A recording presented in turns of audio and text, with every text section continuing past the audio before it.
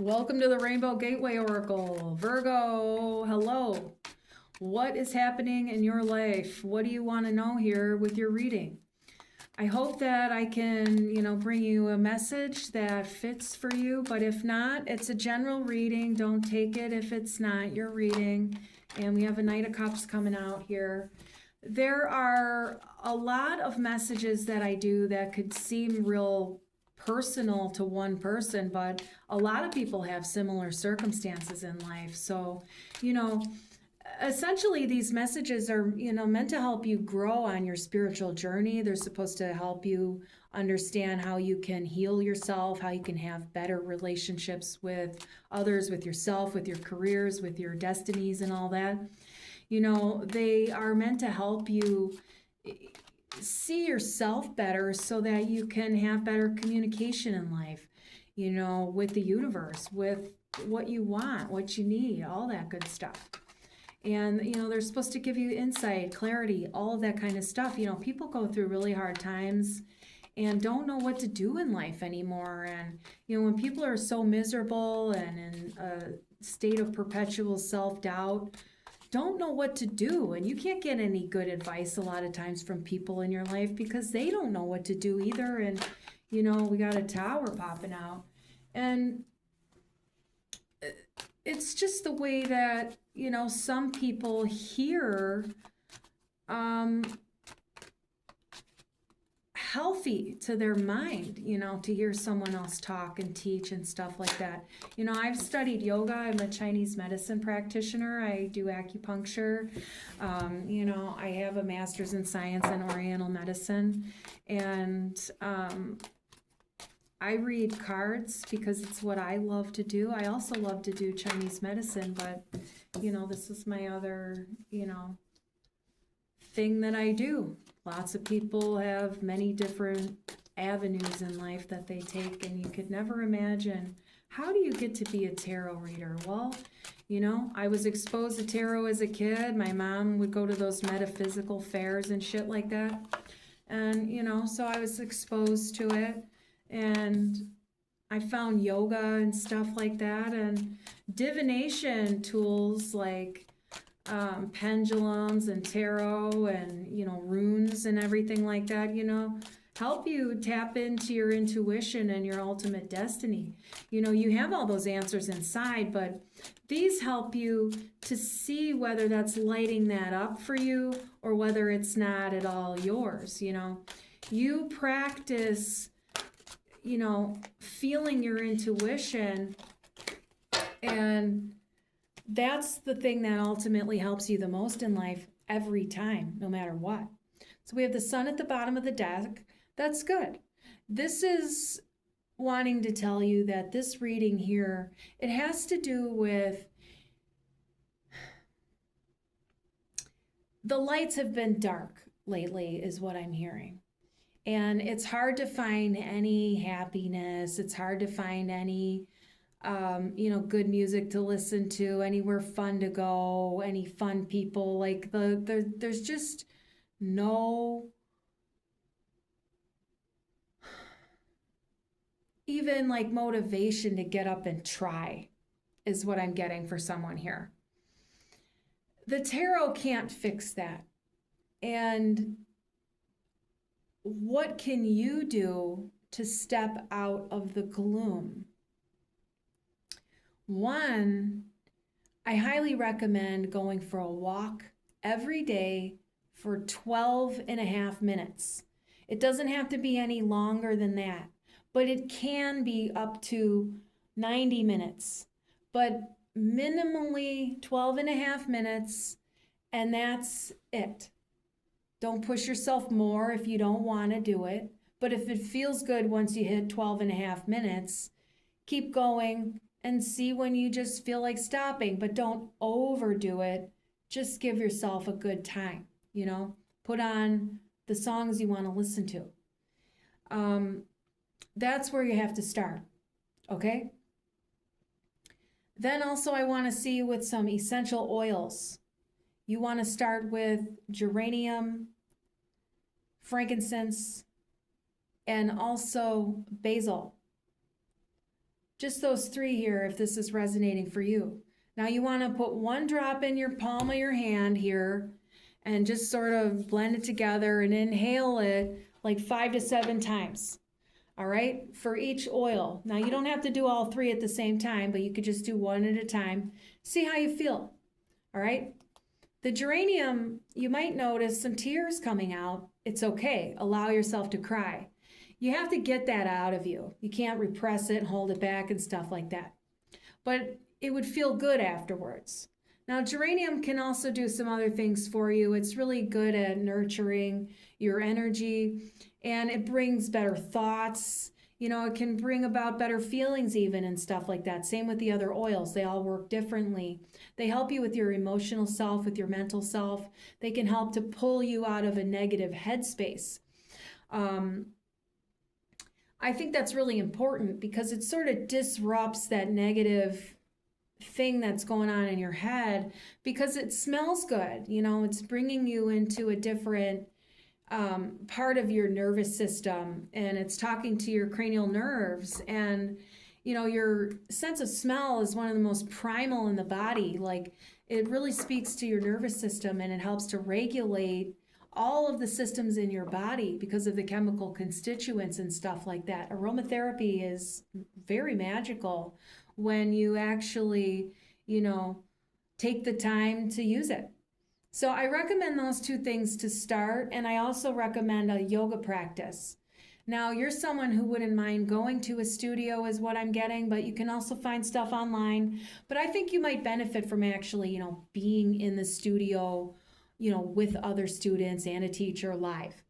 It's not that expensive. You know, you can get a $20 Gaiam mat. You don't have to get the big Manduka one unless you want to spend the money, go for it. But, you know, just, you know, get that. A lot of times the studios will provide the blocks and the blankets and stuff like that. Just talk to your yoga teacher. I really recommend that for someone here. Now, the thing is that I would recommend going 3 days a week, see if they have a deal or something like that. When I was in grad school, I did work trade for yoga. So sometimes they have tasks around the yoga studio that they don't have to pay out of pocket for if they can trade classes. So, you know, sometimes they have you checking in other students. Sometimes they have you doing laundry. Sometimes they have you, you know, just swiffering the studio floor and stuff like that. They call it seva, S-E-V-A, seva work. You know, it's like a service kind of work. Not every yoga studio is going to have that for you, but check their websites, check about it, see if you were a 3-day-a-week practitioner, if, you know, you need financial aid. You know, sometimes places are willing to, you know, help you with your yoga. Don't say it's impossible if it costs too much for you. You know, plus there are online classes, but not everybody can really get into yoga so well with an online class. If you've already done it quite a few times in person, you know, then you kind of already know the drill and stuff. It's nice to have a teacher in person and not to cut out that, you know, personal connection too, because, you know, in the age of Aquarius here, we have to be careful that we don't alienate each other with too much video. And, you know, I offer readings for people. I don't do face-to-face readings, but that's more because of scheduling for me, not because I don't want to connect personal to you and, like, you know, say, hey, what's up, and, you know, see your face and stuff.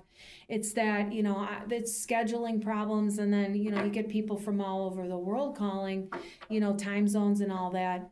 It's easier for me to just deliver, but, you know, I am available on email and stuff. You can, you know, send me a question, a message. We can talk, you know, there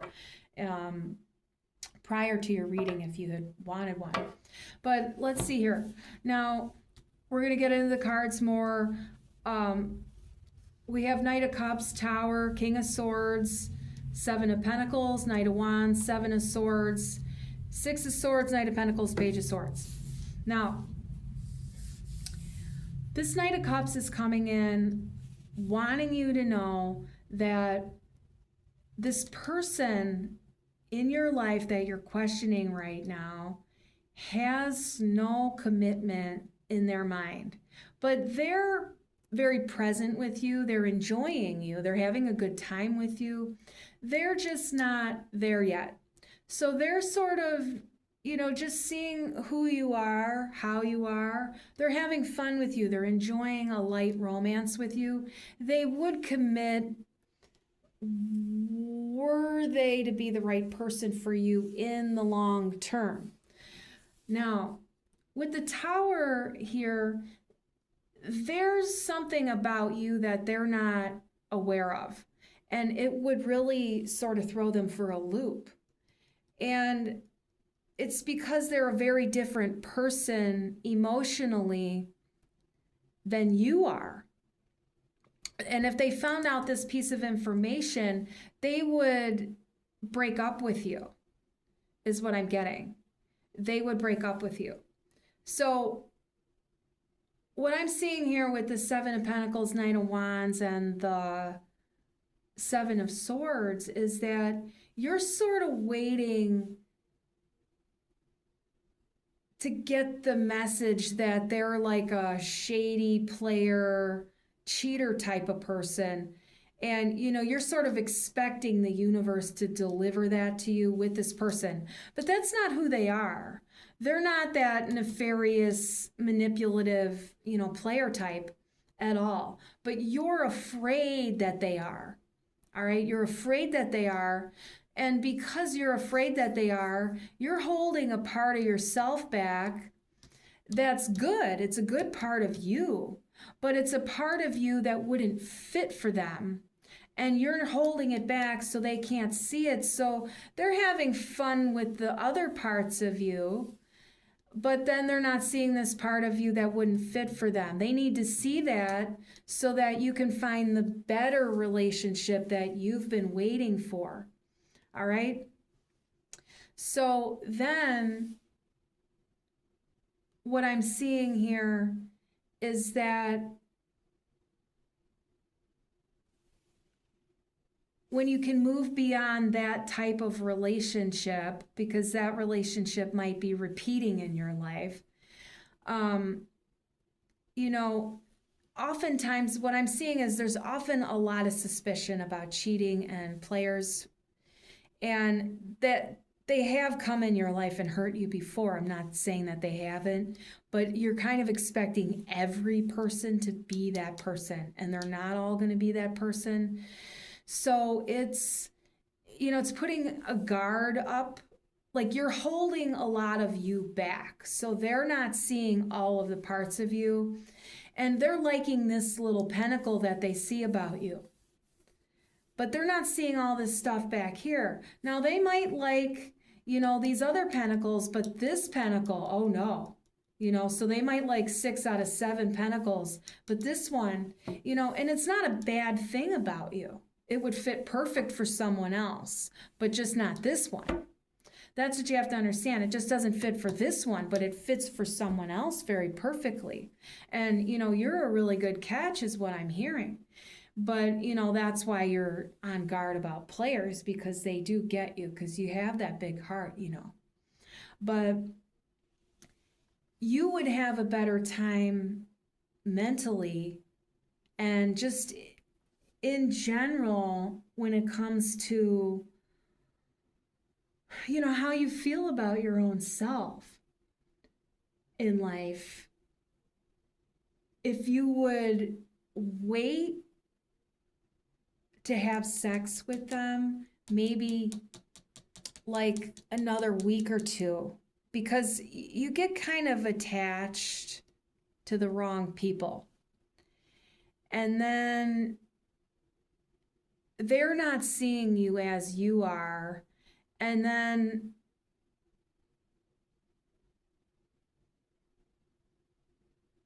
you keep pretending that you're this other person that you're not. So it's like you have to put on a fake person to be with them.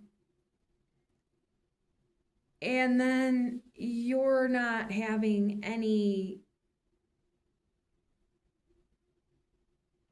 like fireworks going off in the bedroom because you're with the wrong person. So it's like you're putting on a front in order to keep this person, but you're not even having fireworks in the bedroom in the first place. You're not even having a good connection with them in the first place. And, so you're trying to keep them because you're attached, but they're not even the ones that are doing it for you in the best way. And then because you're being fake, then your ideas of them are also incorrect in a lot of ways. And so, you just keep convincing yourself that there's someone that they are not, and they're convinced that you're someone that you're not. So you're dating each other, but you're actually dating completely different people because you have these ideas in your head. It's idealized. They're not trying to idealize you as much as you're idealizing them, but also they're having senses that you don't trust them, which is hard for them. And then, over time, that'll take them into a bad headspace and, it'll blow up. And then you won't find any happiness anymore. And you'll be here in the Nine of Wands, hyper vigilant, even contemptuous with your energy because, nothing ever works, and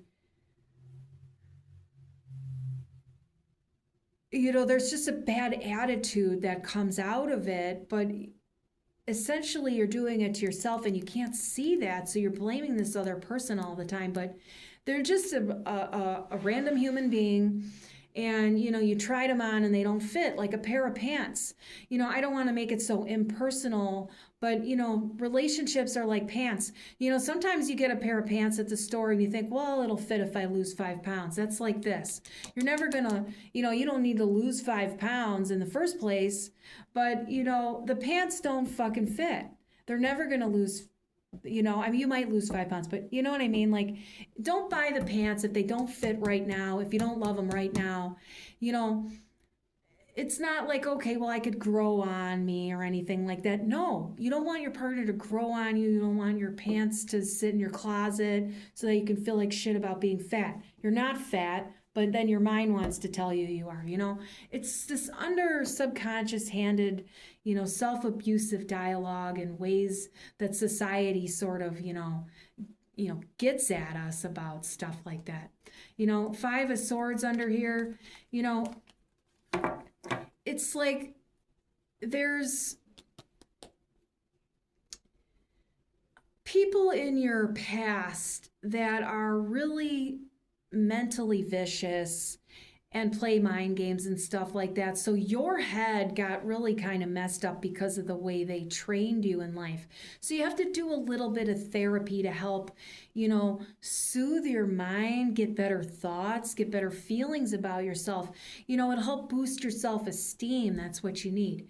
Work with your sacral chakra, your solar plexus chakra. You can get some crystals that are really helpful. I recommend citrine, and also, what am I seeing? Sunstone. You need sunstone in your life. Sunstone.